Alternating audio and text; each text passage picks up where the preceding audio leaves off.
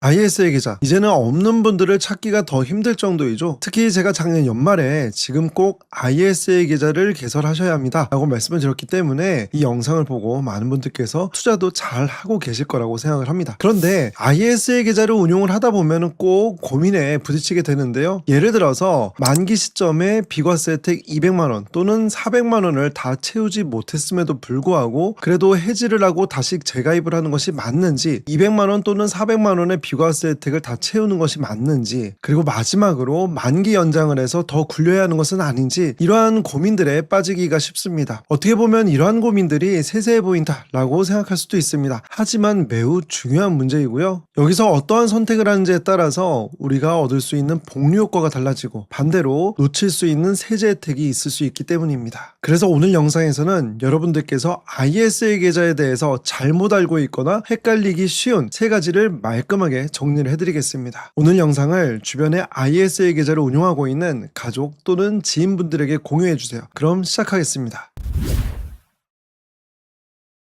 우선 비과세 한도 200만원 또는 400만원을 꼭 다 채워야 할까요? 이러한 질문을 생각보다 많은 분들께서 하고 계시는데요. 예를 들어서 ISA 계좌 해지 시점에 비과세 혜택 범위인 200만원 또는 400만원이 되었을 때 하는 게 더 좋지 않을까요? 3년 이후에 바로 할 필요가 없다고 생각을 해서요. 이러한 질문을 남기시는 것처럼 말이죠. 이게 무슨 말이냐면요. 일반형 ISA 계좌를 기준으로 비과세 혜택이 200만원까지예요. 그런데 만기가 된 시점에 내가 혜택을 받을 수 있는 금액이 150만원 정도인 거죠. 그래서 이것을 200만원을 다 채우고 난 다음에 해지를 해야 할지, 아니면 3년 만기가 되었으니 바로 해지를 해야 할지, 이게 고민인 상황입니다. 그런데 이 내용을 이해하기 위해선 여러분들께서 꼭 아셔야 될 것이 있는데요. 그건 바로 ISA 계좌의 만기 금액을 연금저축계좌로 이전을 할 경우 이전 금액의 10% 최대 300만원까지 추가로 세액공제 혜택을 받을 수 있다는 점입니다. 원래 연금저축계좌에서 1년 동안의 세액공제 혜택을 받을 수 있는 한도가 600만원이잖아요. 그런데 ISA 계좌에서 연금저축계좌로 이전을 하면은 추가로 세액공제 혜택을 받을 수 있는 한도가 늘어나는 거고요. 최대 그 금액이 300만원까지 추가가 됩니다. 그래서 총 세액공제 혜택을 받을 수 있는 한도가 900만원까지 늘어나는 것이죠. 그런데 이렇게 말씀드리면 여러분들께서 꼭 자주 하시는 질문 세 가지가 따라오거든요. 그래서 이 내용을 함께 살펴보겠습니다. 첫 번째 질문이에요. ISA 계좌에서 연금저축계좌로 이전을 할 때 주식으로 이전을 할 수 있을까요? 라는 것인데요. 특히 수익이 잘 나고 있으면 수익률을 지키고 싶은데요 라고 하면서 이러한 질문을 주시는 것이죠. 하지만 결론부터 말씀드리면 불가능해요. ISA 계좌에서 연금저축계좌로 이전을 하실 때에는 ISA 계좌에 있는 주식을 모두 매도를 하여서 현금화를 시키시고요. 해지를 하면서 내가 내야 할 세금을 모두 낸 이후에 세후 현금을 연금저축계좌로 이전을 하는 것입니다. 그래서 연금저축계좌에 주식으로 이전을 할 수가 없습니다. 그리고 두 번째 질문. 그렇다면 결국엔 주식을 매도를 해야 한다는 건데 매도하면은 복리 효과가 깨지는 것 아닌가요? 이건 정말 많은 분들께서 질문을 주시는 내용들이에요. 그런데 복리 효과는 내가 굴리는 자산의 크기로 결정이 됩니다. 예를 들어서 내 투자 원금이 500만원이고 수익이 잘 나서 1000만원이 되었다라고 가정을 하겠습니다. 그리고 이 1000만원어치의 주식을 매도를 하여서 현금을 확보하고요. 다시 1000만원어치 주식을 재매수한다고 할 때 결국에는 내가 운용하는 금액은 1000만원으로 변하지가 않죠.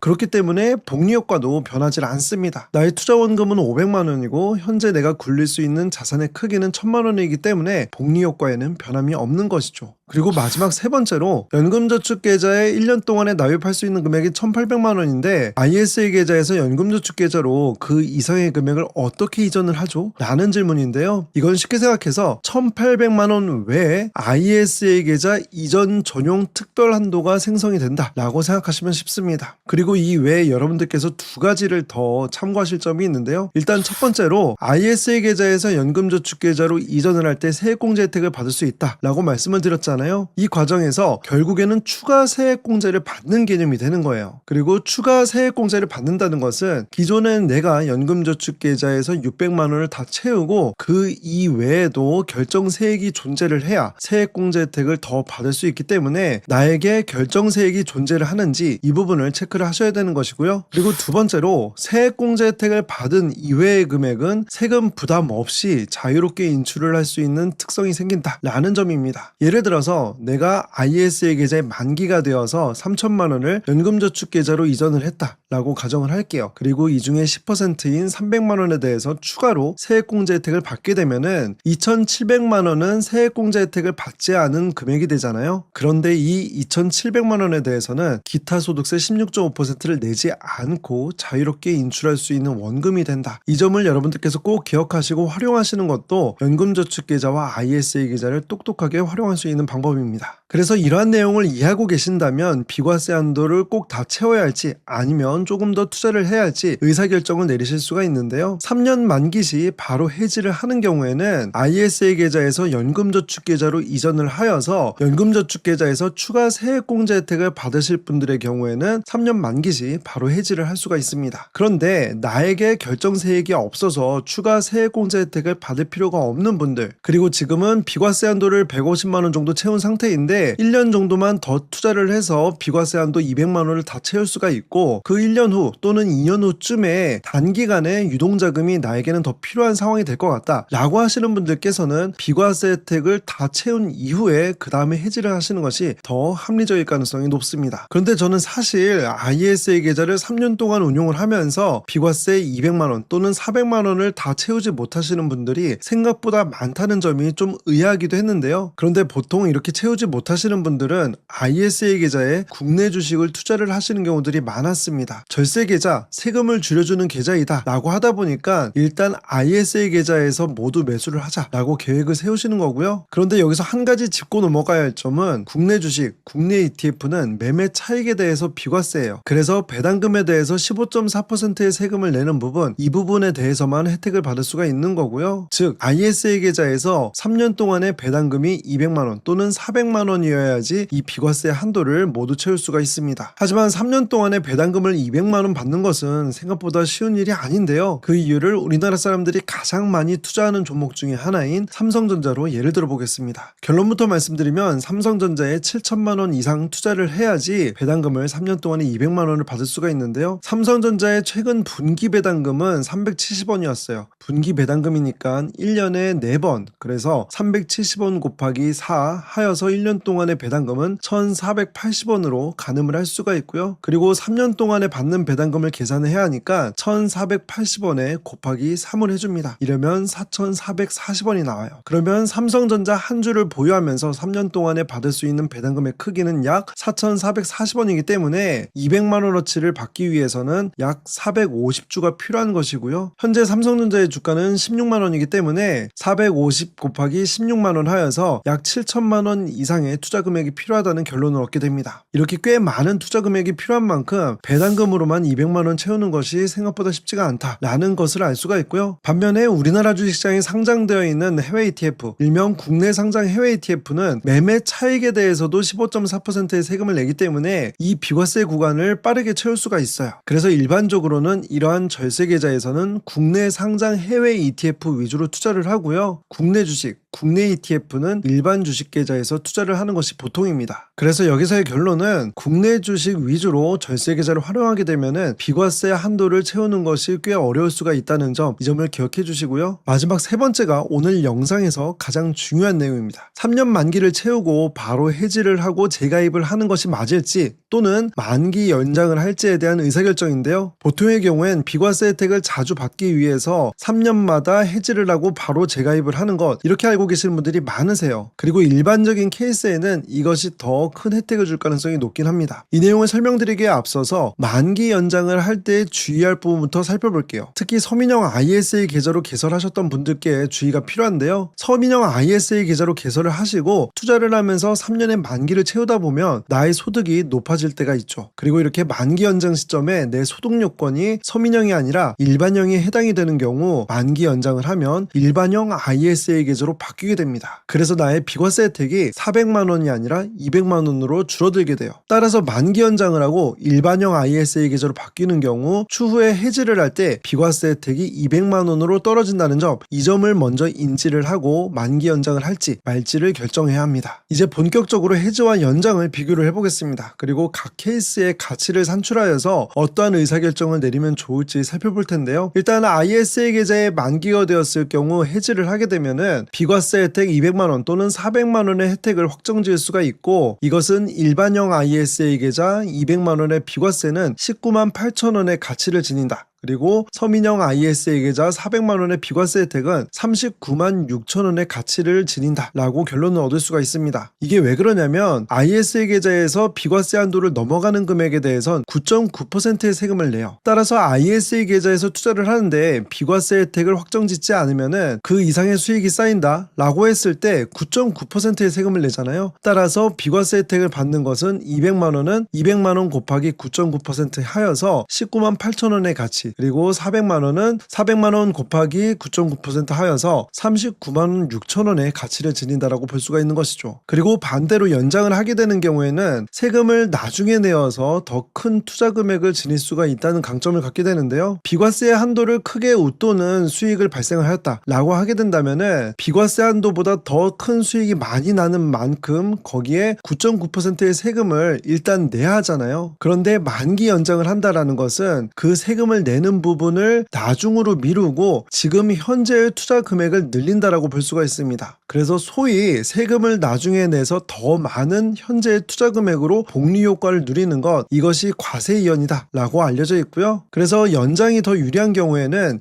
이 복리 효과, 과세 이연 효과를 놓치는 것이 아깝다 라고 하시는 경우에는 연장을 선택하실 수가 있습니다. 좀 더 직관적으로 사례를 들어서 설명을 들어보겠습니다. 여기서 전제 조건은 우리는 국내 상장 해외 ETF에 투자를 한다 라는 것이 전제이고요. 그리고 앞에서 말씀드린 것처럼 일반형 ISA 계좌의 해지 시의 실익은 19만 8천원, 서민형 ISA 계좌의 해지 시의 실익은 39만 6천원이라는 점 기억을 하고선 의사결정을 내려야 합니다. 그리고 투자 원금을 각각 1,500만원, 3,000만원, 5,000만원의 케이스로 나누었고요. 투자 원금이 늘어날수록 이익도 커진다라는 것을 전제로 하였습니다. 그리고 여기서 생각해야 할 것이 세금, 이것을 기회비용이라고 표현한 건데요. 우리가 지금 해지를 해서 세금을 내는 경우에 투자를 할 수 있는 금액을 잃어버린다, 기회비용이 발생한다 라고 볼 수 있잖아요. 따라서 세금은 기회비용이다 라고 생각을 해서 앞에서 제가 말씀드린 만기 시의 비과세 혜택의 실익과 함께 비교를 해볼게요. 일단 투자 원금이 1,500만원인 경우 이익이 500만원이 났어요. 그러면 일반형 ISA 계좌에서는 200만원을 제하고 9.9%의 세금을 내서 29만 7천원의 세금이 나고요. 서민형 ISA 계좌에서는 9만 9천원의 세금을 냅니다. 그래서 29만 7천원어치 더 투자를 할 수 있음에도 해지를 하면서 세금을 내는 거예요. 그래서 29만 7천원의 기회비용과 여기 19만 8천원을 비교를 해야 하는데요. 29만 7천원을 더 투자를 한다고 해도 1년 동안에 약 10%의 수익률을 낼 수 있다 라고 가정을 한다면은 2만 9,700원을 더 만들어낼 수 있는 거잖아요. 그리고 3년이라고 해봤자 10만원이 되질 않습니다. 그래서 이것보다는 19만 8천원의 실익을 선택하는 것이 더 낫지 않을까 라고 생각해 볼 수가 있는 것이고요. 그리고 투자 원금 3천만원, 이익이 1,000만원으로 증가한 케이스예요. 이 경우에는 일반형 ISA 계좌에서 79만 2천원의 세금을 내게 되고요. 서민형으로는 59만 4천원의 세금을 냅니다. 이 금액은 조금 애매할 수가 있어요. 79만 2천원을 투자를 더 하게 되면은 1년 동안에 10%의 수익률 약 8만원의 수익을 기대를 할 수가 있는 거거든요. 그리고 3년이라고 하면 한 24만원이 되겠죠. 그러면 이 19만 8천원하고 이 79만 2천원의 투자를 더 하는 것, 이것이 조금 애매한 구간이 됩니다. 그리고 투자 원금이 더 커지고 이익이 훨씬 더 커지게 되면은 의사결정이 더 명확해질 수가 있는데요. 이익이 3천만 원이 되면은 일반형 ISA 계좌에서의 해지를 할 때 세금은 277만 원 정도가 나오고요. 서민형 ISA 계좌는 257만 원 정도가 나와요. 1년 더 투자를 해서 10%의 수익률을 가정하면은 27만 원 정도의 수익, 3년만 해도 50만 원의 수익을 놓칠 수가 있는 것이죠. 그래서 일반형 ISA 계좌에서 19만 8천 원의 실익을 얻는 것보다 놓치는 것이 조금 더 커지게 된다 라고 볼 수가 있습니다. 따라서 나의 투자 원금이 크고 더 큰 수익을 낼 수가 있다 라고 생각하시는 분들일수록 세금을 내는 거에 대한 기회비용이 더 커지게 되고요. 이런 분들은 3년마다 해지를 하는 것보다 만기 연장을 해서 더 많은 투자 금액으로 운용을 하는 것이 유리할 수가 있습니다. 여기에 오늘 제가 말씀드렸던 ISA 계좌에서 연금저축으로 이전을 할 때 추가 세액공제 혜택을 받을 수 있다는 점, 이 부분까지 감안을 하셔야 되고요. 따라서 3년 만기 시 바로 해지를 해서 비과세 혜택을 채우시는 분들은 첫 번째, 연금저축계좌로 이전을 한 이후에 연금저축계좌에서 추가 세액공제 혜택을 받으려고 하시는 목적의 분들, 그리고 세액공제 혜택을 받지 않은 금액을 더 많이 늘려서 세금 부담 없이 자유롭게 인출할 수 있는 금액을 확보를 하시는 분들이 여기에 해당이 되고요. 마지막으로 ISA 계좌에서의 투자 금액이 상대적으로 크지 않을 때 또는 기대 수익률이 크지 않은 분들의 경우에는 3년 만기 시 바로 해지를 하면서 비과세 확정을 짓는 것이 필요하고요. 만기 연장이 더 유리하신 분들은 첫 번째, 연금저축 계좌를 활용하지 않고 ISA 계좌만 단독으로 활용을 할 때 더 유리할 수가 있습니다. 그리고 두 번째, 투자 금액이 크고 수익률에 대한 기대감이 클 때에도 해당이 되고요. 그리고 마지막 세 번째로 ISA 계좌는 결국에는 운용할 수 있는 한도가 총 1억 원으로 제한이 되어 있어요. 따라서 나의 투자 가능 금액이 제한이 될 경우에는 만기 연장을 하는 것이 더 나을 때가 많습니다. 그래서 오늘 말씀드린 이 세 가지 포인트를 꼭 잘 기억해 두셨다가 나의 ISA 계좌 활용에 꼭 적용하시길 바라겠습니다. ISA 계좌를 개설하시고 이 영상을 끝까지 보셨다는 건 적어도 내 돈을 소중히 아끼고 자산을 잘 불려보겠다는 건강한 의지를 지니신 분일 거라고 생각을 합니다. 다만 그 소중한 노력이 아주 작은 오해 때문에 빛을 발하지 못하는 것이 안타까워서 이 영상을 제작하게 되었고요. 물론 오늘 말씀드린 세금 혜택이 커 보이지 않을 수가 있어요. 20만원, 30만원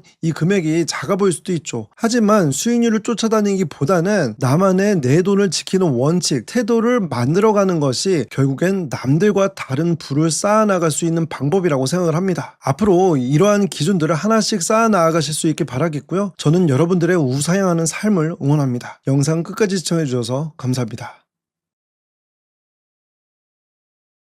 여러분, 만약에 은행에서 내가 받을 예금 이자의 15.4%를 보너스로 더 얹어서 준다 라고 하면 어떨까요? 아마 많은 분들께서 밤을 새워서라도 줄을 서실 거예요. 그런데 주식시장에서는 계좌 딱 하나만 바꾸더라도 내가 나라에 낼 세금 15.4%를 고스란히 내 주머니로 넣어주는 치트키가 있습니다. 그건 바로 ISA 계좌입니다. 아마 삼성전자나 SK하이닉스 같은 주식을 매수하기 위해서 일반 주식 계좌 하나쯤은 갖고 계실 텐데요. 그러다 보니 S&P 500이라는 ETF가 좋다라는 말을 듣고 에이스, 타이거, 코덱스 같은 이름이 붙은 미국 ETF를 일반 주식 계좌에서 매수를 하시는 분들이 너무 많습니다. 그런데 죄송하지만 이런 경우는 내 수익금을 바닥에 버리는 것과 마찬가지예요. 물론 이런 분들도 계실 거예요. 저는 그동안의 주식 투자로 수익을 제대로 내본 적이 없어서 세금은커녕 수익 내기조차 바쁜걸요. 하지만 이런 분들께서도 오늘 영상을 잘 보시면 내 성향에 맞는 ETF를 모아가시고요. 수익이 나실 거예요. 그렇게 되면 이제부터 중요해지는 것은 세금입니다. 그리고 이때 필요한 것이 ISA 계좌이고요. 그래서 오늘은 수익이 똑같이 났을 때 일반 계좌에서 모았을 때 그리고 ISA 계좌에서 모았을 때 최종 수익 금액이 얼마나 달라질 수 있는지를 보여드릴 거고요. 그리고 우리나라 투자자분들께서 많이 모아가시는 ETF 주식들이 있으시거든요. 그래서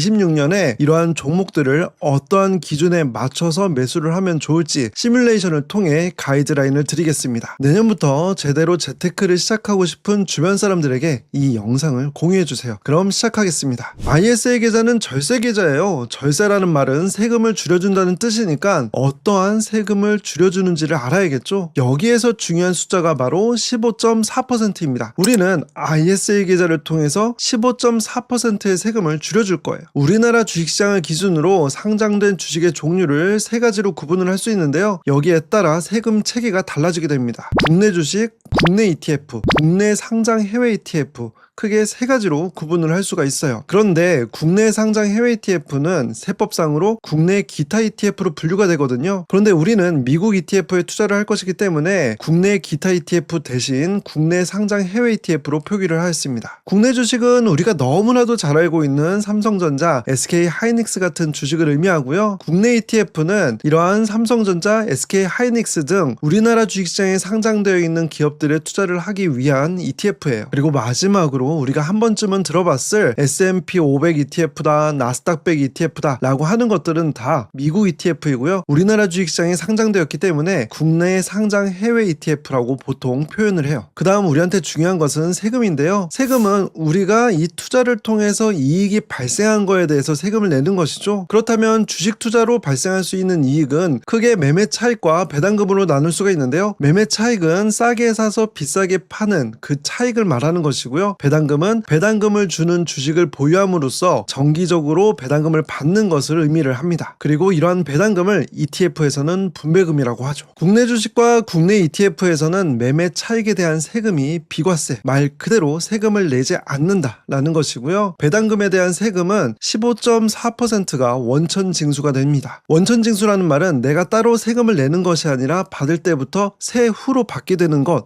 이것을 의미를 하고요. 국내 상장 해외 ETF에 대해서는 매매 차익에 대해서 15.4%, 배당금에 대해서 15.4%의 세금을 내요. 그리고 여기에 표기된 15.4%의 수익 세 가지에 대해선 금융소득으로 포함이 되는데요. 이 내용은 제가 뒤에서 자세하게 말씀을 드리도록 하겠습니다. 그렇다면 ISA 계좌가 이 15.4%의 세금을 어떻게 줄여줄 수 있는지가 오늘 영상의 핵심이 될 텐데요. 결론부터 말씀드리면 200만원 또는 400만원까지의 수익에 대해서는 비과세이고요. 이 비과세 구간을 넘어가는 수익에 대해선 15.4%가 아니라 9.9%의 세금을 내게 됩니다. 이 내용을 조금 더 자세하게 알기 위해서 ISA 계좌에 대해서 상세하게 알아볼게요. 일단 가입 자격은 만 19세 이상이면 누구나 가입을 하실 수 있는데요. 단 직전 3개년 금융소득 종합과세 대상자는 가입이 불가능하십니다. 금융소득 종합과세 대상자라는 것은 우리가 예금 또는 채권에 투자를 하면 이자를 받거든요. 이러한 이자와 주식에 투자를 해서 받게 되는 배당금을 합산하여서 연 2천만 원을 초과하시는 분들, 이러한 분들은 금융소득 종합과세 대상자가 되어서 ISA 계좌에 가입을 하실 수가 없습니다. 그 외의 분들은 모두 ISA 계좌를 개설하실 수가 있고요. 소득 기준에 따라서 일반형 ISA 계좌와 서민형 ISA 계좌로 나눠볼 수가 있어요. 서민형 ISA 계좌는 직전 연도 총급여 5천만 원 이하이신 분들, 그리고 사업자인 경우에는 종합소득이 3,800만 원 이하이신 분들이 해당이 되고요. 그 외에는 모두 일반형 ISA 계좌에 해당이 됩니다. 그리고 이러한 서민형이냐 일반형이냐에 따라서 비과세 한도가 일반형은 200만 원, 서민형은 그보다 큰 400만 원으로 비과세 한도가 더 폭넓게 주어져요. 그리고 이 비과세 한도를 초과한 부분에 대해서는 9.9%의 세금을 내게 됩니다. 이 세금의 내용을 좀 더 구체적으로 표로 보여드리겠습니다. 일반 계좌와 ISA 계좌에서 각각 500만 원의 수익이 났다라고 가정을 해서 계산을 한 결과인데요. 일단 일반 계좌에서는 15.4%의 세금을 내요. 그래서 500만 원의 수익에 대해서 15.4%를 곱해준 77만 원의 세금을 부담하게 되고요. ISA 계좌 일반형에서는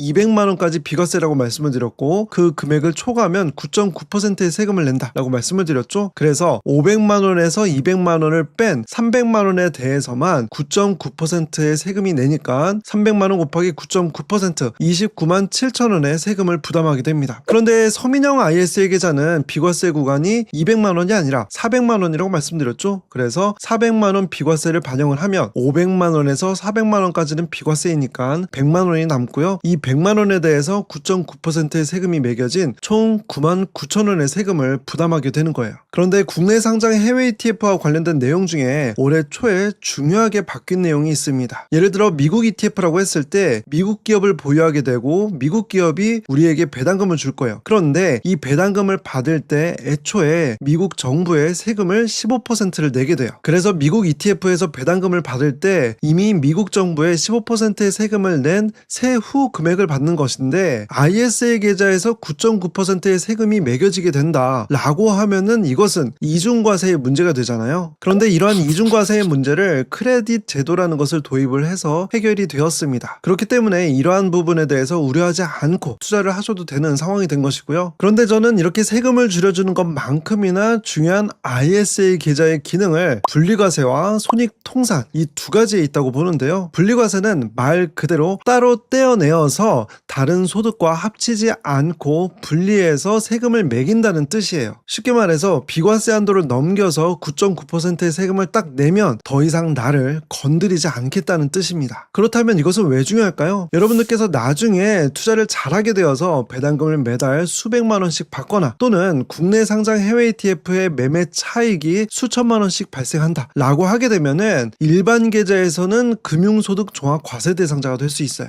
이렇게 되면 나의 금융투자 수익이 내 사업소득 또는 근로소득과 합쳐지게 되거든요. 그런데 소득이 커질수록 더 많은 세금을 부담하게 되어서 금융소득이 합쳐지게 되면 내가 원래는 15.4%의 세금만 내면 됐었는데 근로소득과 합쳐지면서 더 많은 30% 40% 이상의 세금까지 부담하게 될 수도 있습니다. 하지만 이 ISA 계좌 내에서 투자를 하면은 내가 아무리 배당을 많이 받아도 수익이 많이 나도 9.9%의 세금을 내는 것으로 끝나버리는 것이죠. 그 다음은 손익통산인데요. 손익통산이라는 말은 손실과 이익을 합산을 해서 세금을 낸다는 뜻이에요. 이건 또 왜 중요하냐면 우리가 계좌를 운용을 하다 보면 한 개의 주식만 매수를 하지 않고 여러 개의 주식을 매수할 때가 많습니다. 그리고 이 여러 개의 주식 모두 수익이 난다면 좋겠지만 때에 따라서 어떠한 종목은 수익이 나고 어떠한 종목은 손실이 날 때가 있죠. 이럴 때 특히 일반 계좌에서 투자를 했을 때와 ISA 계좌에서 투자를 했을 때의 수익이 크게 달라질 수가 있어요. 예를 들어서 여러분들께서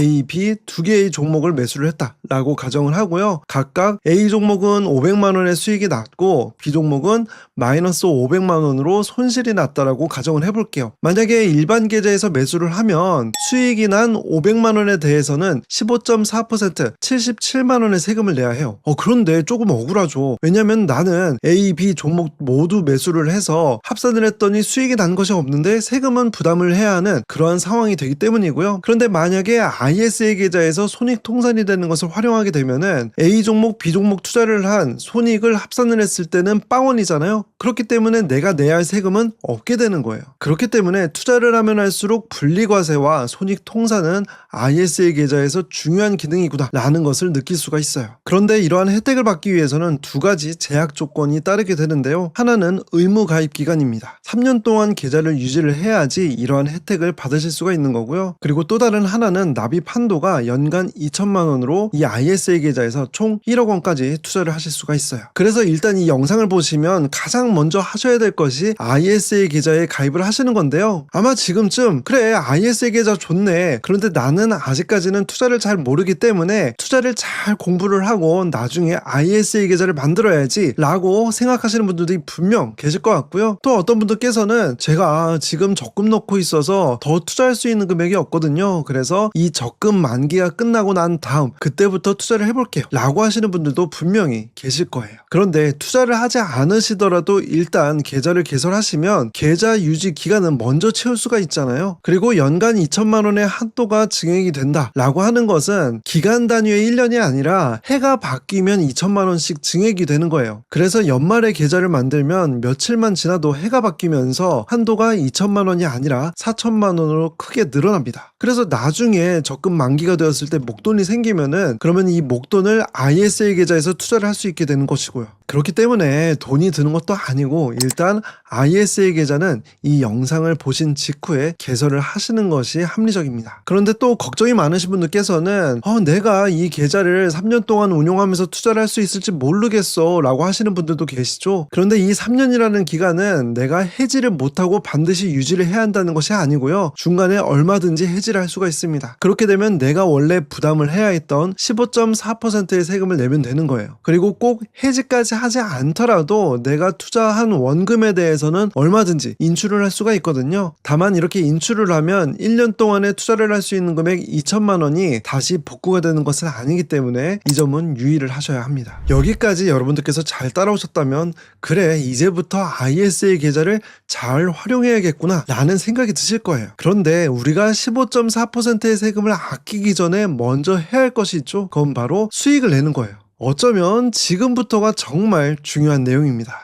보통 여러분들께서 ETF를 매수하시는 과정을 보면 이 ETF가 수익이 많이 난다더라 또는 30대 40대는 이 ETF가 좋다더라 라는 이야기를 듣고 매수를 하는 경우들이 참 많은데요. 그런데 이렇게 사다 보면 나중에 내 계좌를 돌아봤을 때 이 ETF는 왜 샀지? 라고 하게 되는 경우들이 참 많고요. 그런데 문제는 손실이 났을 때 왜 샀는지도 모르겠는데 손실이 나서 팔 수도 없고 그냥 냅두자니 기분이 나쁜 이러한 악순환이 시작된다는 거죠. 그래서 제발 여러분들께서는 이게 이게 좋다더라 라는 이야기만 듣고 사지 마시고 어떠한 투자를 하는지 알고 매수를 하셔야 한다 라고 말씀을 드리고 싶고요. 이러한 관점으로 어렵지 않게 설명을 드려볼게요. 여기서 준비물은 우리나라 사람들이 많이 투자하고 계시는 두 개의 ETF, S&P 500과 미국 배당 다우존스 ETF를 준비를 했고요. 그리고 개별 주식으로는 삼성전자 주식을 갖고 왔습니다. ISA 계좌에서는 삼성전자 같은 국내 주식에 투자를 할 수가 있고요. 그리고 삼성전자는 배당금을 잘 주는 주식이기 때문에 이 배당금에서 발생하는 25.4%의 세금을 줄이기 위해서 ISA 계좌에서 삼성전자를 매수하시는 분들도 많습니다. 그래서 이 세 개의 주식을 준비를 했고요. 그래서 2022년 12월부터 2025년 11월까지 매달 100만 원씩 투자를 했을 때 원금 대비 수익이 어느 정도가 되었는지를 살펴보면요. 삼성전자는 총 1,950만 원 정도의 수익이 났고요. S&P 500은 1,700만 원, 미국 배당 다우존스는 690만 원 정도의 수익이 났어요. 우선 S&P 500은 역시 성과가 잘 났습니다. 그런데 문제는 뭐냐면 중간 과정에서 이렇게 원금 대비 성과가 차곡차곡 쌓이다가 1,000만 원까지 쌓이게 되었죠. 그런데 불과 몇 달 만에 나의 성과가 600만 원대로 크게 줄어들게 돼요. 400만 원이나 깎이죠. 이때 어떠한 일이 있었냐면 트럼프 대통령이 전 세계를 대상으로 해서 관세 전쟁을 시작을 했던 그 시기예요. 그러다 보니까 전 세계 주식들이 일시에 많이 하락을 했던 시기이고요. 이러한 시기에 나의 수익이 400만 원이나 줄어들었습니다. 물론 지나고 난 다음에 보면 저럴 때가 기회야. 역시 주가가 떨어졌을 때 매수를 잘 해야 해 라고 생각하실 수도 있지만 그 시점으로 돌아가잖아요. 내 투자 수익이 1,000만 원에서 600만 원까지 줄어드는 것을 보면서 더 하락하면 어떡하지? 라고 걱정을 하기 시작하고요. 그래서 원래는 차곡차곡 잘 모아가야지 라고 계획을 세웠던 분들도 매수를 중단하는 경우들이 많다는 거예요. 특히 S&P 500은 무려 500개의 기업에나 분산 투자를 하지만 실질적으로 보면 마이크로소프트, 엔비디아, 테슬라 이러한 빅테크 기업들에 집중 투자를 하는 그런 유형의 ETF거든요. 그래서 상대적으로 변동성이 클 수가 있고 이러한 변동성이 큰 상황에서도 꾸준히 매수를 하는 것은 보통의 경우에 쉽지가 않았다 라는 점을 인지를 하고 투자를 하셔야 합니다. 그래서 S&P 500에 투자를 할 때 아이디어는 빅테크 기업에 투자하는 비중이 많기 때문에 앞으로도 빅테크 기업 위주로 주가가 상승을 할 것이다 라고 생각하시는 분들에게 적합하고요. 주의할 점은 생각보다 변동성이 클 수 있다는 점을 염두에 두셔야 합니다. 그 다음은 미국 배당 다우존스 ETF예요. 결과적으로 보면 미국 배당 다우존스가 최근 3년 동안의 성과가 가장 저조합니다. 하지만 이 ETF의 원래 목적 자체가 더 큰 매매 차익을 발생시키는 것, 이것이 아니라 배당금을 차곡차곡 받고 싶은 분들에게 더 적합하고요. 그리고 주가 성과가 편차가 큰 것보다는 안정적인 성과를 기대하는 사람들에게 더 적합한 상품이에요. 여기 표시한 부분을 보시면 S&P 500 대비해서 하락할 때 덜 하락하고 성과가 대체로 안정적으로 유지가 되는 것을 확인할 수가 있죠. 다만 이 ETF에는 최근 주가가 많이 오르는 AI 또는 기술주에 대한 투자 비중이 상대적으로 작기 때문에 이러한 주식들의 주가가 잘 오르는 그러한 시장 상황에서는 상대적으로 이렇게 주가 성과가 좋지 못할 수 있다는 점, 이 부분을 염두에 두고 투자를 하셔야 해요. 그래서 투자 아이디어는 안정적인 주가 성과와 배당금을 꼽을 수가 있고요. 주의하실 부분은 빅테크 기업 위주의 상승장에서는 소외가 될 수 있다는 점, 이 부분을 참고를 해서 투자를 하셔야 합니다. 마지막으로 살펴볼 종목은 삼성전자인데요. 한때 우리나라 1등 기업이다 라는 논리로 삼성전자를 매수하자라고 이야기를 하시는 분들이 참 많았습니다. 하지만 이 삼성전자는 생각보다 투자 난이도가 매우 높은 종목 중에 하나인데요. 그런데 이건 꼭 개별 주식이라서가 아니라 삼성전자가 하고 있는 사업이 해마다의 성과 편차가 클 가능성이 높고요. 그러다 보니까 주가 성과도 해마다 큰 차이가 있는 거예요. 실제로 3년 동안 이렇게 매수를 하면서 원금 대비 성과가 400만 원까지 이렇게 올라가죠. 그런데 최근에 마이너스 500만 원까지 손실이 나기도 했었습니다. 그러다가 불과 몇 개월 만에 주가가 크게 반등을 하면서 수익이 2,300만 원까지 불어난 것이고요. 그런데 이러한 삼성전자 같은 주식의 경우 2,300만 원의 수익이 날 때까지 기다리는 사람이 별로 많지가 않습니다. 보통의 경우에 마이너스 500의 손실 구간에서 차츰차츰 원금까지 올라오게 되면은 이 원금 대비 한 3%에서 5%의 수익만 나면 그때 팔아버리는 사람들이 많아요. 왜냐면 이미 손실이 너무나도 힘들다는 것을 경험했기 때문에 수익이 났을 때 빨리 팔아야 한다 라고 생각하기가 쉬운 것이죠. 그래서 결과적으로 제일 큰 수익이 났지만 생각보다 많은 사람들은 이 큰 수익을 가져가지 못한다 라는 것이 흠이고요. 이러한 삼성전자 같은 주식은 해마다의 성과 편차가 크다고 말씀드렸죠. 그래서 반도체 업종을 잘 이해하시는 분들께서는 큰 수익을 낼 수 있는 종목이 되긴 하지만 그 외에는 수익을 내기가 난이도가 높고요. 그리고 이러한 종목의 경우에는 남들이 팔고 싶을 때 사야 하고 사고 싶어 할 때 팔아야 하는 그러한 속성을 갖고 있기 때문에 초보 투자자분들께서 선택을 하는 것이 참으로 쉽지가 않다는 점 말씀을 드리고 싶습니다.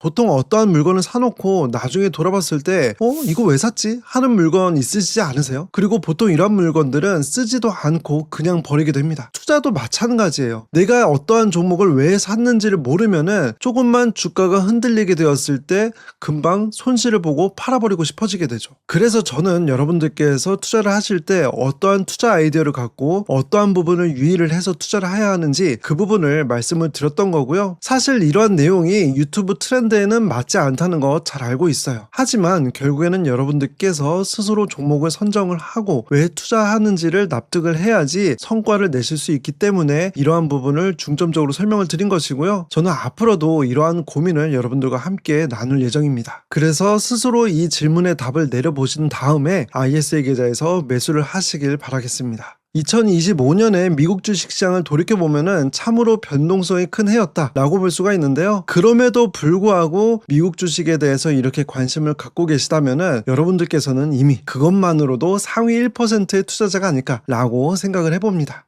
주식은 머리가 아니라 엉덩이로 수익을 낸다고 하죠. 그만큼 오랫동안 시장에 살아남는 사람이 돈을 버는 구조이다 라는 점을 말씀을 드리고 싶고요. 저 광화문 금융론은 2026년에도 여러분들의 재테크 선배로서 앞장서서 좋은 주식 투자를 알려드리도록 하겠습니다. 여러분들의 우상향하는 삶을 올해도 내년에도 응원하겠습니다. ISA 계좌에서 ETF 투자를 하면 세금이 줄어든다더라 라는 이야기를 듣고 ISA 계좌에 많이들 가입을 하시는데요. 그런데 문제는 내가 매수하는 ETF가 얼마만큼의 절세 혜택을 받을 수 있는지를 정확하게 알지 못한다는 것입니다. 그래서 몇 년 동안 굴리고 난 다음에야 이렇게 하는 게 아니었네 라고 하면서 뒤늦게 후회를 하는 경우들이 많고요. 그리고 더 큰 문제가 하나 더 있습니다. 만기까지 잘 운용을 했는데 만기 전에 해야 할 것을 미리 하지 않아서 세금 혜택을 보지 못하는 경우들도 꽤 많습니다. 그래서 오늘 영상에서는 실제 ISA 계좌 가입자들이 가장 많이 묻는 질문 3가지를 꼽아서 설명을 드릴 거고요. 만기가 다 되어서 후회하지 마시고 만기 전에 이 체크리스트를 꼭 확인해 보셨으면 좋겠습니다. 오늘 영상을 주변에 ISA 계좌를 활용하고 계시는 분들에게 공유해 주시면 참 좋을 것 같습니다. 그럼 시작하겠습니다. 보통 ISA 계좌는 국내 상장 해외 ETF, 예를 들어서 S&P 500이나 나스닥 100과 같이 해외 지수를 추종하는 ETF에 투자를 하는 용도로 활용하시는 분들이 많았어요. 그런데 요즘에는 국내 ETF 또는 국내 주식시장에 상장되어 있는 개별 기업 주식에 투자를 하기 위한 용도로서 ISA 계좌를 활용하시는 분들도 있습니다. 그런데 조금 공부를 하다 보면 국내 상장 해외 ETF 투자를 할 때 가장 큰 절세 혜택을 누릴 수 있네 라는 것을 알게 되고요. 그러다 보니까 나는 이미 국내 주식 또는 국내 ETF에 투자를 하고 있는데 이것은 잘못된 것이었나? 라는 생각을 하기가 쉽습니다. 하지만 여기서 결론부터 말씀드리면 국내 주식, 국내 ETF라고 하여서 ISA 계좌에서 모두 절세 혜택이 없다 라는 것은 아니고요. 다만 주식마다 절세 혜택을 받을 수 있는 크기가 다르기 때문에 이것을 미리 체크를 해야 한다 라고 말씀을 드리고 싶습니다. 여기에 질문을 주시는 것처럼 국내 상장 해외 ETF에 투자를 할 거 아니면은 ISA 계좌에서 3년 동안 묶일 필요가 없네요 라는 질문, 또는 이미 ISA 계좌로 국내 주식을 잔뜩 사버렸다면 어떻게 해야 할까요? 여기 울고 계시죠? 이것은 내가 잘못 투자하고 있는 것은 아닐까 라고 생각하시는 건데요. 내가 관심 있는 상품이 정확하게 얼마만큼의 혜택을 받을 수 있는지 이 부분을 뒤에서 설명을 드릴게요. 첫 번째 주제로 ISA 계좌에서 어떠한 주식부터 사야 할까 라는 주제를 잡았고요. 그 기준을 결론부터 말씀드리면 일반 계좌에서 투자를 했을 때 세금을 많이 떼는 주식 또는 ETF부터 납입을 하는 것이 합리적이다 라고 말씀을 드립니다. 그런데 이 ISA 계좌에서 투자를 하는 우선순위가 필요한 이유는 뭘까요? ISA 계좌에는 1년에 투자를 할 수 있는 한도가 2천만 원으로 정해져 있어요. 그러다 보니까 내가 투자할 수 있는 금액이 1년에 2천만 원을 넘고 또 다양한 ETF 또는 주식에 투자를 한다고 했을 때 내가 절세 혜택을 더 많이 받을 수 있는 주식부터 ISA 계좌에 납입을 하는 것이 더 좋겠죠. 그렇기 때문에 이러한 우선순위를 챙겨야 하는 것이고요. 일반적으로 절세 혜택을 가장 많이 받을 수 있는 ETF는 국내 상장 해외 ETF, 여기에는 커브드콜 ETF가 포함이 됩니다. 국내 상장 해외 ETF는 일반적으로 알고 계실 S&P 500, 나스닥 100, 미국 배당 다우존스 ETF 등이 포함이 되고요. 보통 해외 ETF는 ETF의 이름 안에 미국, 중국, 일본 등 다른 나라 국적이 이름에 포함이 되게 됩니다. 그리고 여기에 보시는 것처럼 커브드콜 ETF는 이름 안에 커브드콜이라고 하는 단어가 보통 포함이 되고요. 그 다음 두 번째는 국내 고배당주, 고배당 ETF가 해당이 되는데요. 고배당이다 라는 것은 기본적으로 배당금을 많이 준다. 좀 더 정확하게는 배당 수익률이 높은 주식을 의미합니다. 그래서 꼭 국내 상장 해외 ETF가 아니더라도 우리나라의 고배당주 또는 고배당 ETF도 ISA 계좌를 활용을 하면 절세 혜택을 많이 받으실 수 있는 부분이 있고요. 보통 ETF의 이름 안에 이렇게 고배당이라고 하는 단어가 포함이 돼요. 그리고 앞에서 국내 상장 해외 ETF와는 달리 다른 나라의 국적이 보이질 않죠. 보통 이렇게 국적이 표시가 되지 않은 ETF들은 우리나라 기업에 투자를 하는 ETF이다 라고 보시면 됩니다. 그리고 세 번째는 국내 커버드콜 ETF가 있어요. 예를 들어서 코덱스 200 타겟 위클리 커버드콜 또는 타이거 배당 커버드콜 액티브 ETF 등이 여기에 포함이 되는데요. 그런데 한편으로는 좀 의아하다라고 생각하실 수도 있어요. 일반적으로는 고배당 ETF보다는 커버드콜 ETF가 배당금을 더 많이 줘요. 그런데 저는 고배당 ETF를 커버드콜 ETF보다 더 우선시 투자를 해야 한다라고 말씀을 드렸잖아요. 그 이유를 뒤에서 좀 더 자세하게 설명을 드리겠습니다. 그리고 마지막 네 번째는 국내 주식 또는 ETF인데 여기서 배당 수익률이 낮은 주식 또는 ETF, 예를 들어서 코덱스 코스닥 150 ETF라든지 삼성전자 등과 같이 배당금을 상대적으로 많이 주지 않는 ETF 또는 주식에 투자를 하는 것이 마지막 우선순위이고요. 배당금을 전혀 주지 않는 국내 주식 또는 ETF의 경우에는 ISA 계좌를 활용하실 필요가 없습니다. 자, 그러면 이 네 가지 우선순위가 어떻게 나왔는지를 알아봐야겠죠? 이 내용을 뒤에서 설명을 드리겠습니다. 우리가 세금을 낸다는 것은 수익이 난 부분에 대해서 세금을 내는 것이기 때문에 수익이 어떻게 나는지를 알아보는 것이 필요합니다. ETF에 투자를 해서 수익은 매매 차익, 배당금, 그리고 옵션 프리미엄으로 구분할 수가 있는데요. 매매 차익은 말 그대로 싸게 사서 비싸게 판 차익을 의미하고요. 배당금은 개별 주식을 보유함으로써 배당금을 받게 되고 ETF에서는 이것을 분배금으로 나눠주게 됩니다. 그리고 보통 커버드콜 ETF에서는 배당금뿐만 아니라 옵션 프리미엄, 콜옵션이라고 하는 것을 팔아서 더 큰 분배금을 주게 되는데요. 그렇기 때문에 커버드콜 ETF의 분배금은 배당금과 옵션 프리미엄이라는 것을 포함하게 됩니다. 그래서 많은 분배금을 줄 수가 있는 거예요. 그런데 이러한 수익 구분 말고도 국내 지수를 추종하는 ETF인지 또는 해외 지수를 추종하는 ETF인지에 따라서 과세가 되는지 비과세인지 이 구분이 달라지게 되는데요. 국내 지수, 그러니까 우리나라 기업에 투자를 하는 ETF의 경우에는 매매 차익에 대해서 비과세이고요. 해외 지수의 경우에는 매매 차익에 대해서 과세가 됩니다. 그런데 우리가 투자를 했을 때 큰 수익이 난다 라는 것은 보통 매매 차익이잖아요. 그렇기 때문에 국내 상장 해외 ETF가 ISA 계좌에서 가장 큰 절세 혜택을 받을 수 있다 라는 이야기가 나오는 것도 이 매매 차익에 대해서 해외 지수를 추종하는 ETF는 과세가 되기 때문이에요. 그 다음 배당금, ETF에서는 분배금인데요. 이에 대해서는 국내 지수, 해외 지수 상관없이 모두 15.4%가 과세가 되게 됩니다. 그리고 마지막으로 옵션 프리미엄에 대해서는 매매 차익과 마찬가지로 국내 지수를 추종하는 ETF에 대해서는 비과세, 해외 지수를 추종하는 ETF에 대해서는 과세가 돼요. 그래서 한눈에 보시기에도 해외 지수를 추종하는 ETF에 대해서는 모두 15.4%의 세금이 매겨지게 되잖아요. 그래서 일반적으로는 ISA 계좌에서 국내 상장 해외 ETF에 투자를 했을 때 절세 혜택의 그 폭이 가장 크다라는 이야기가 나오는 거예요. 하지만 그렇다고 해서 국내 ETF에 투자를 하면 소용이 없다라고 말할 수는 없겠죠. 왜냐면 여기 배당금에 대해서는 국내 지수를 추종하는 ETF라고 할지라도 15.4%의 세금이 나오기 때문입니다. 그런데 더 알아봐야 할 것은 국내 지수를 추종하는 커브드콜 ETF의 분배금 안에는 배당금과 옵션 프리미엄이 같이 나오는 거예요. 그런데 여기서 배당금에 대해서는 15.4%의 세금이 과세가 되고 옵션 프리미엄에 대해서는 비과세이다 보니까 이 두 금액을 구분하는 것이 필요하겠죠. 그래서 투자를 하시기 전에 이 두 가지를 구분하실 수 있어야 해요. 앞에서 말씀드린 것처럼 국내 ETF에서 받은 배당금은 세금을 내는 부분과 아닌 부분이 있을 수 있기 때문에 이 내용을 구분하기 위해서 etfcheck.co.kr에서 확인하는 방법을 알려드리겠습니다. 우선 etfcheck.co.kr을 들어오시고요. 내가 매수를 한 또는 관심 있는 종목을 여기 돋보기 창에서 검색을 하시면 됩니다. 우선 첫 번째로는 플러스 고배당주 ETF, 배당금을 많이 받고자 하는 분들께서 많이 매수하고 계시는 ETF이거든요. 이 ETF를 검색하신 이후에 여기 중간에 배당금을 눌러주시고요. 여기에 내역을 선택을 해주십니다. 그 다음 더보기란을 검색을 해주시면은 여기에 한 주당 배당금, 배당률, 그리고 과세 표준액이 나와 있죠. 우리에게 중요한 금액은 과세 표준액이에요. 똑같은 배당금 86원을 받더라도 이 과세 표준액이 얼마인지에 따라서 세금을 내는 부분과 아닌 부분으로 나눌 수가 있는 거고요. 세금을 내는 부분이 바로 여기에 과세 표준액이기 때문입니다. 플러스 고배당 ETF의 경우에는 배당금을 받는 86원에 대해서 모두 세금을 낸다 라고 볼 수가 있고요. 이 86원에 15.4%의 세금을 내는 거예요. 그러면 모든 배당금에 대해서 과세 표준액이 이렇게 똑같냐? 그건 아니고요. 다른 ETF로 한번 볼게요. 이번에는 코덱스 200 타겟 위클리 커브드콜 ETF를 볼게요. 똑같이 밑에 배당을 눌러주시고요. 그 다음 내역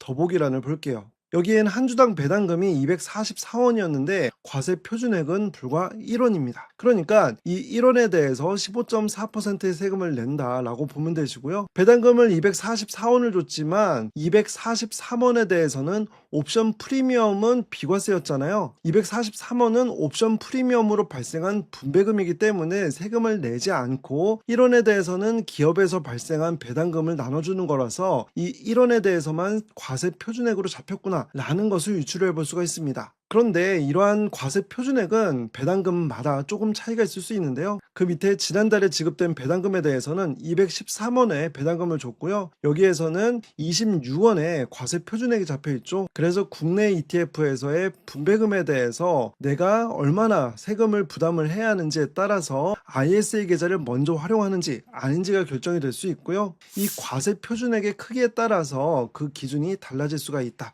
이 점을 설명을 드립니다. 그래서 앞에서 살펴본 내용을 정리를 하면요. 플러스 고배당주 ETF는 코덱스 200 타겟 위클리 커브드콜 ETF보다 한 주당 배당금은 더 작습니다. 그런데 과세 표준액은 훨씬 더 크죠. 그래서 우리가 국내 ETF에 투자를 해서 배당금 크기 자체가 중요한 게 아니라 과세 표준액이 얼마나 되는지가 절세 계좌에서 세금을 줄여줄 수 있는 크기를 가늠을 해볼 수가 있는 것이고요. 두 개의 ETF 가운데 플러스 고배당주 ETF가 과세 표준액이 훨씬 크기 때문에 플러스 ETF가 코덱스 ETF보다 ISA 계좌에서 투자를 할 때 더 우선순위가 된다라고 볼 수가 있습니다. 아마 여기까지 설명을 들으셨다면 이것저것 다 따지면서 투자를 하느니 그냥 세금 더 내고 일반 계좌에서 매수하면 안 될까요? 라는 질문이 떠오르실 수도 있는데요. 그건 조금 위험하다라고 답을 드릴 수가 있습니다. 왜냐면 제가 앞에서 ETF에 투자를 했을 때 각 수익에 따라 세금이 얼마가 부과가 되는지 그 표를 보여드렸잖아요. 이 세금을 내는 금액에 대해서 1,000만 원 이상인 경우에는 건강보험 지역가입자의 경우에 건강보험료가 인상이 될 수가 있습니다. 그리고 2,000만 원을 초과하게 되면은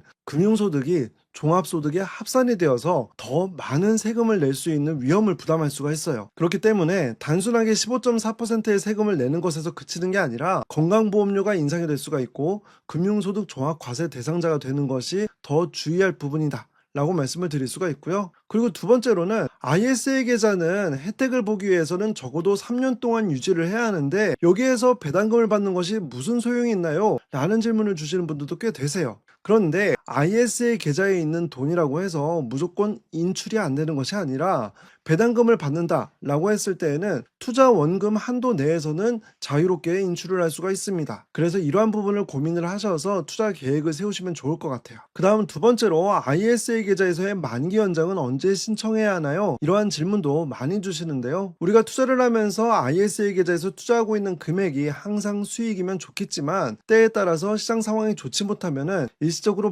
마이너스일 때도 있을 수가 있어요. 그런데 이러한 경우에 해지를 하자니 어차피 혜택을 보는 것이 없잖아요. 그러면은 만기 연장을 하여서 수익이 날 때까지 기다렸다가 혜택을 보고선 해지를 하는 것이 더 합리적이겠죠. 그렇기 때문에 만기 연장이 궁금해질 수가 있는 겁니다. 그런데 만약에 내가 만기 연장을 해야 하는데 연장을 하지 못한다 라고 했을 때는 낭패를 볼 수 있기 때문에 이 만기 연장도 주의를 하셔서 알아두셔야 하는데요. 만기 연장은 만기일 3개월 전부터 계약 만기일 전 영업일까지 연장이 가능합니다. 만기 당일날 만기 연장하고 싶다라고 한다고 한들 전 영업일까지만 가능하다는 점, 이 점을 주의해야 되고요. 이게 왜 중요하냐면요. 만기일이 경고가 되잖아요. 그러면은 30일 이내에 보유 종목을 모두 현금화를 해야 돼요.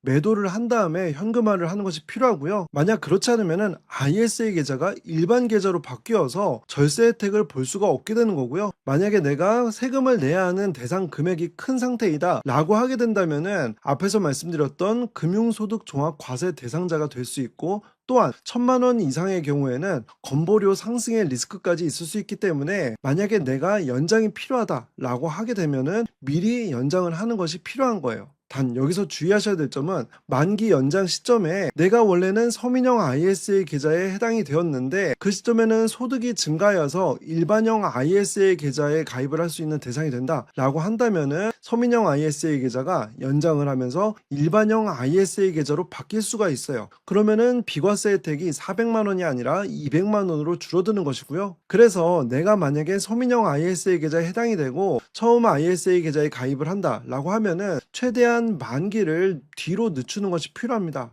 그래서 증권사마다 좀 다를 수 있는데 최대 9,999년까지 만기를 설정할 수 있거든요. 이렇게 가급적 뒤로 설정을 하게 된다면 내가 깜빡 놓쳐서 만기 연장을 하지 못하는 리스크도 줄일 수가 있고요. 또한 서민형 ISA 계좌가 일반형 ISA 계좌로 바뀌는 위험 또한 없앨 수가 있습니다. 따라서 일단은 만기 연장이 필요할 것 같다 라고 한다면은 만기 연장이 가능한 시점에 최대한 빨리 해두시는 것이 필요하다 말씀을 드리고요. 처음 가입을 하시는 분들께서는 만기 시점을 최대한 늦추시는 것이 더 합리적이다, 이 점까지 설명을 드렸습니다. 그리고 마지막 세 번째, 이 질문도 참 많이 주시는데요. 3년이 지나서 만기 연장을 신청을 하려고 합니다. 그래서 5년 동안에 1억 원을 다 채우고 계좌를 계속 냅두면서 배당금은 계속 재투자를 하려고 합니다. 이거는 어떻게 생각하시나요? 그러니까 쉽게 말해서 ISA 계좌를 중간에 해지를 하지 않고 계속 냅두면서 투자로 불려나간다, 이 계획이 어떨까요? 라는 질문인 거예요. 그래서 저는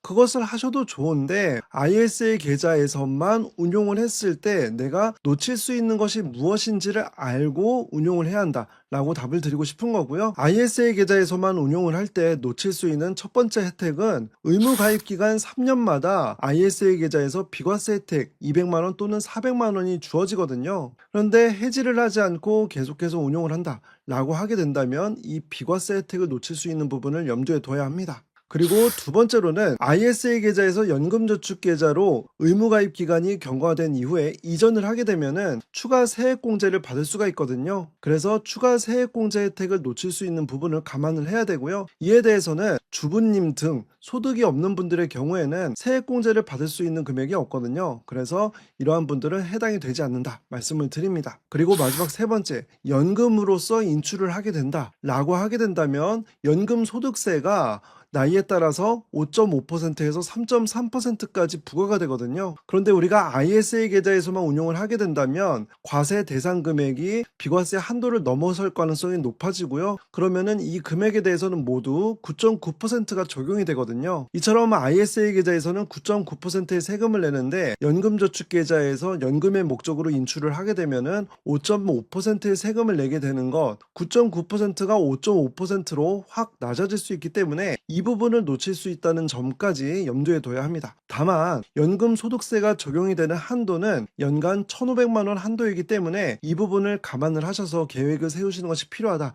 말씀을 드리고요. 하지만 ISA 계좌에서만 오랫동안 좋은 주식을 모아갈 때의 장점도 있는데요. 가장 큰 장점은 매도를 하지 않고 계속 좋은 주식을 매수했다면 누적 수익률이 아마도 높을 거예요. 그런데 어떤 분들은 지금 나에게 보이는 누적 수익률이 높은 상태가 설령 주가가 떨어진다고 하더라도 더 마음의 평화를 심어줄 수가 있다 라고 하시는 분들이 있을 수 있거든요. 그래서 내가 투자를 계속 하는 데 있어서 심리적으로 누적 수익률이 높은 것이 안정이 된다 라고 하시는 분들께서는 ISA 계좌를 계속 운용을 하시는 것도 합리적일 수가 있겠죠. 그래서 내가 ISA 계좌만 계속해서 운용을 할 것인지 또는 해지를 하고 연금저축 계좌로 이전을 할 것인지는 내가 어떠한 혜택을 놓치고 있는지 이 부분을 감안을 하셔서 결정하시길 바랍니다. 사실 저도 처음에 주식 투자를 할 때는 이렇게 세금을 줄이는데 고민을 하는 것보다는 더 큰 수익을 내는데 집중을 하는 것이 좋겠어 라고 생각을 했던 시기도 분명히 있었습니다. 하지만 더 큰 수익을 내는 것은 불확실한 영역이고 세금을 줄이는 것은 내가 컨트롤할 수 있는 영역이라는 것을 깨달았죠. 저는 이렇게 세금을 줄여서 차곡차곡 쌓아 올린 수익이 우리의 행복한 시간을 더 많이 만들어줄 것이라고 믿습니다. 저는 여러분들의 우상향하는 삶을 응원합니다. 영상 끝까지 시청해주셔서 감사합니다.